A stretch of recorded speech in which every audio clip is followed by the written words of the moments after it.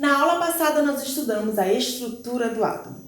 Vimos que um átomo, quando ele apresenta o número de prótons igual ao número de elétrons, ele encontra-se no estado fundamental. Quando ele está fora do estado fundamental, você sabe o que acontece? Então vem comigo, meu nome é André Oliveira e o nosso Papo Químico já está no ar.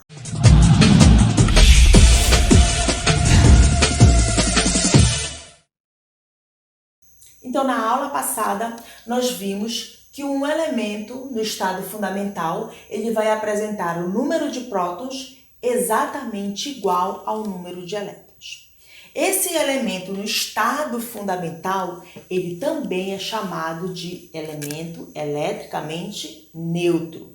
Por que ele vai ser neutro? Porque ele vai apresentar, acompanha aí comigo, o número de prótons igual ao número de elétrons. Você observa aqui 5 cargas positivas e 5 cargas negativas. Esse é o elemento no estado fundamental, também chamado de elemento eletricamente neutro. A nossa aula de hoje, ela vai falar desse elemento que não está no estado fundamental. Lógico, eu vou estar falando dos íons. E aí, né? O que são os íons? Acompanha comigo. Íons são elementos químicos que possuem números diferentes de prótons e elétrons. Perderam ou ganharam elétrons, gerando uma diferença de cargas. Se antes nós tínhamos elementos no estado fundamental, prótons igual a elétrons, os íons eles vão ter essa diferença. Agora os íons vão apresentar uma cargazinha positiva ou negativa por ter mais prótons ou mais elétrons. Agora olha bem para mim. Preste muita atenção no que eu vou lhe falar agora. Os íons são formados pela adição ou pela eliminação de elétrons. Olhe bem o que eu estou falando. Elétrons. Andréa, mas e aí as cargas positivas que vão ser formadas? Calma. Elétrons. Vamos mexer apenas nos elétrons, porque os prótons, as cargas positivas, elas se encontram blindadas no núcleo. Tudo bem? Vamos lá, segue o baile. Então, nós temos aqui um elemento no estado fundamental, que você já sabe que apresenta o número de prótons igual ao número de elétrons. Beleza.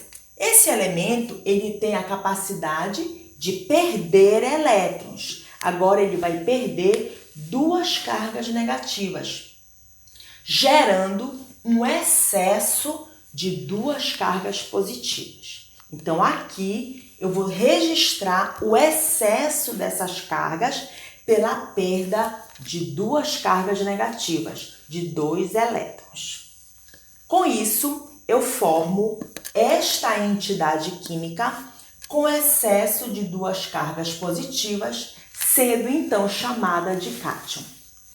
Por outro lado, se esse átomo apresenta a capacidade de ganhar elétrons, então ele vai ficar com excesso de uma carga negativa. Então, nesse caso aqui, neste exemplo genérico, o meu átomo, ele recebeu um elétron. E eu vou registrar esse excesso aqui. Então, eu tenho aqui um X menos. Então, nesse caso, como gerou o excesso de uma carga negativa, eu tenho aqui um ânion. Então, vamos recapitular. Os íons, eles vão apresentar cargas positivas ou negativas. Então, essas cargas, elas vão gerar por acréscimo ou decréscimo de elétrons. Então, eu tenho aqui os íons com capacidade de perder ou de ganhar elétrons. Se ele vai perder elétrons, ele vai registrar excesso de cargas positivas, evidenciando aqui excesso de 2 cargas positivas, como eu coloquei lá no nosso exemplo. Então, ele vai ser chamado de cátion.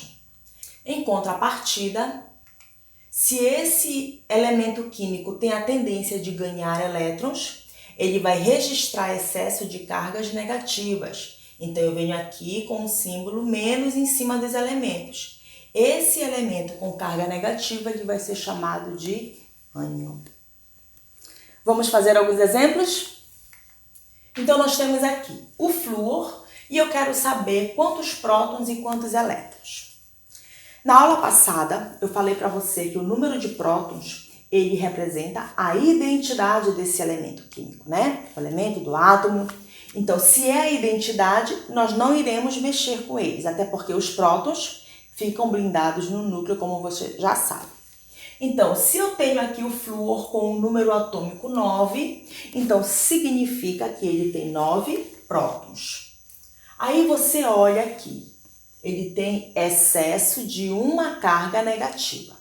Ele deveria ter, no estado fundamental, 9 prótons e 9 elétrons. Agora, se ele tem excesso de uma carga negativa, significa que ele ganhou um elétron.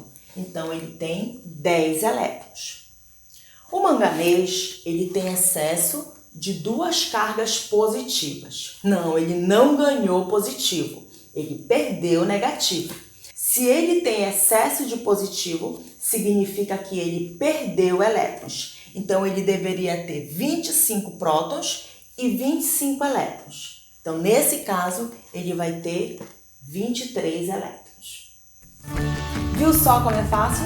Estudar a formação de íons é só você internalizar que o que vai sofrer acréscimos e decréscimos são os elétrons, tá bom? Se você tem acréscimo de elétron, fica um excesso de negativo. Se você tem decréscimos de elétrons, você tem excesso de positivos. Só isso. Agora, claro, se ficou alguma dúvida, deixa aí nos comentários, vai? Eu vou ter uma satisfação imensa em te ajudar. Até o próximo vídeo. Tchau!